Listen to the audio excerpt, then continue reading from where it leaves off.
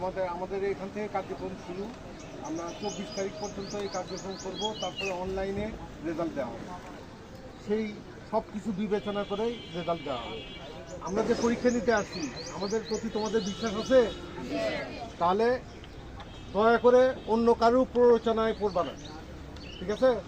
সেই টাকাটা নষ্ট করবে না। অনেকে বলবে আমি ভর্তি করে দেবো, পারবে না। টাকা পয়সা লাগে এখন ওখানে যে এত টাকা দিয়ে আমি ভর্তি করবো, রাজি হবে বলে আমার পরীক্ষা।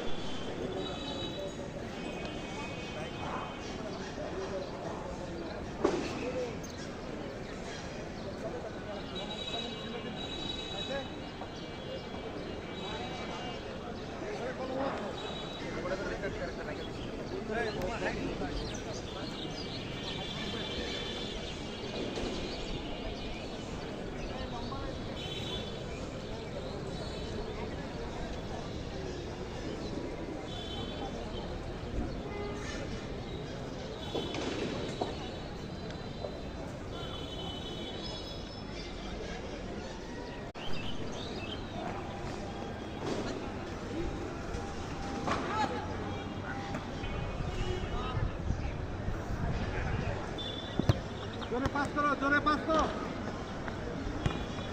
হ্যাঁ,